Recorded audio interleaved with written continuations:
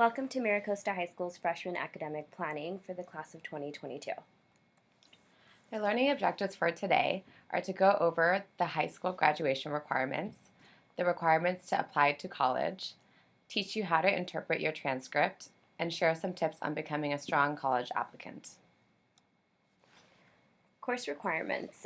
Understanding that high school graduation requirements are not to be mistaken for college admissions requirements is going to be really important to ensure that you're getting all of the correct information. And knowing this, you'll also understand why students are scheduled for their courses in their high school career based on the A through G requirements, which we'll also be going over. So in order to graduate from high school, these are the classes that you need to take. You can see that there are 4 years of English that are required, 2 years of math, ensuring that you have finished Algebra 1 within those 2 years. You need 1 year of a biological science and 1 year of a physical science. For social studies, you have to take 1 year of modern world history, 1 year of U.S. history, and a full year of government and econ, 1 semester of health, 2 years of PE or sports. And when it comes to art and foreign language, you have to take 1 year of art or 1 year of foreign language. Both are not required. For the remainder of your classes, you can take elective credit for up to 17 semesters for a total of 230 credits.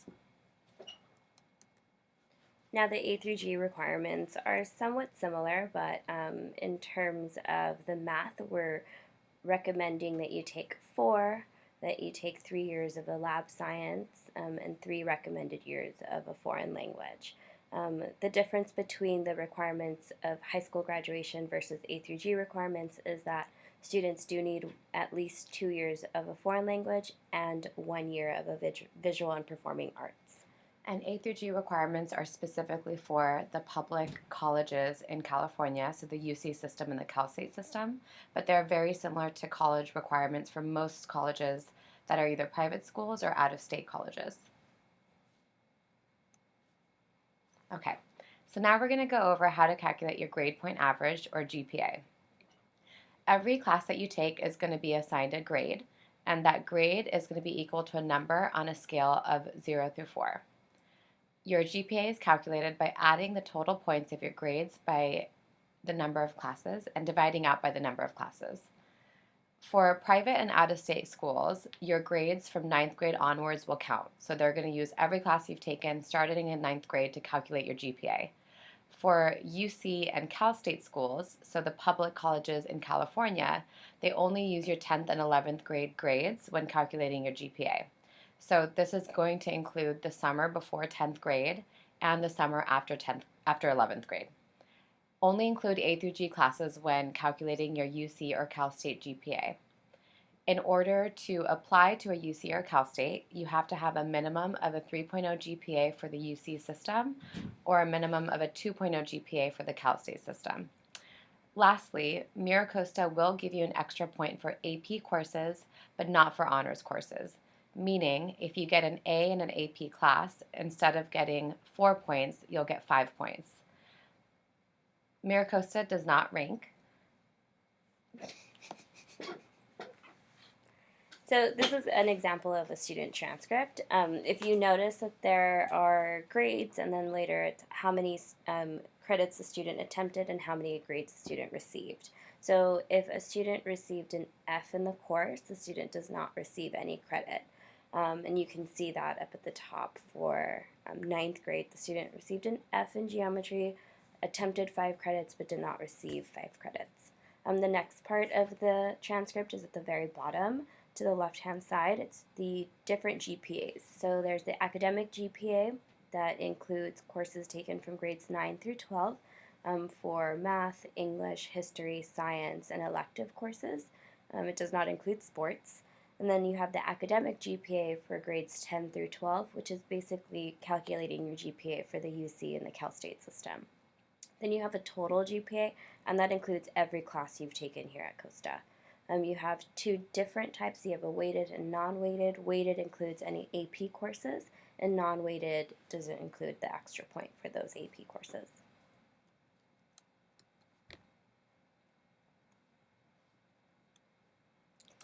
So when do you need to repeat a class? So, for the purpose of college, a D or an F needs to be repeated in order for it to be counted towards your college requirements. If you get a D or an F in a non-required class, you don't necessarily need to repeat it. However, it may really be bringing down your GPA, so we still advise repeating D or F grades to help boost that GPA. For high school graduation purposes, you do not need to repeat a D grade. So in this example, if you get a D in English 10, yes, you do need to repeat it if you are planning on applying to college. But if you don't plan on applying to a four-year college, you don't need to repeat the D because that D will still count towards your 4 years of English for high school graduation. To see what courses are A through G approved, please visit the Doorways website, which is www.ucop.edu/doorways. So a few tips that we have here in the College and Career Center for students to become strong applicants is making sure that all students are taking courses that are academically challenging. Making sure that if students are taking one AP class, making sure that they have an elective to balance out that schedule. We are committed to letting students know that they should be challenging themselves through their course load, but not overwhelming themselves. The other thing is to commit to maybe one or two activities that students are interested in, whether that's scouts or any club sports, just different examples that we have on here, but it's really anything that's extracurricular. And making sure students are going beyond the minimum. If they can commit to maybe 3 or 4 years of the same club, class, or sport, it's going to show the applicant is committed and driven and really showing their involvement on or off campus. The only exception to this would be if your student is participating in an activity that they no longer enjoy or they find something else that they would much rather spend their time doing. It's totally okay to switch your activities. We just want to see that you're involved in something because by having extracurriculars and showing that you're taking classes that challenge you, you're then displaying your ability to manage different tasks and manage your time, which is great when applying to colleges. At the end of the day, your academics are always going to be the priority. So we ask that you work hard in your classes and complete your homework because those missing assignments can really add up, and to challenge yourself. So Costa offers a lot of AP and honors classes. Although you're by no means expected to take all of them, we do think there's so much variety and it would be good to challenge yourself by taking an honors or an AP class in a subject that you already really enjoy learning about. Because if you already enjoy learning about it, it will make that extra workload a lot more manageable. We also really recommend that starting freshman year, you really begin to practice effective time management and strengthen your study habits because as time goes on, your classes will get a little bit tougher and you may have more things on your plate to juggle. If it's necessary, get help to improve your grades. We do have free student tutoring in the library after school. And talk to your guidance counselor or a CCC counselor if you're struggling. We'd be happy to work with you to create an action plan to get you back on track. And that's the end of our presentation. If you have any questions about what we talked about today, please feel free to reach out to any of these email addresses. My name is Ruthie Robles.